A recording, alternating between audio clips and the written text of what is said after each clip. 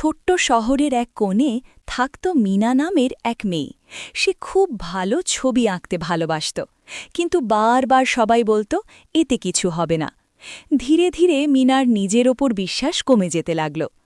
৩১শে December রাতে নতুন বছরের কাউন্টডাউন চলছিল। জানালার পাশে বসে মিনা পুরনো স্কেচবুক উল্টাচ্ছিল। হঠাৎ তার মা এসে বললেন, নতুন বছর মানে নিজেকে আবার বিশ্বাস করার সুযোগ। এই কথাটা মিনার মনে গেঁথে গেল। সে ঠিক করল, নতুন বছরে সে আর নিজের স্বপ্নকে ছোট করে দেখবে না। 1 জানুয়ারির সকালে সূর্যের আলোয় মিনা নতুন একটা ছবি আঁকা শুরু করল।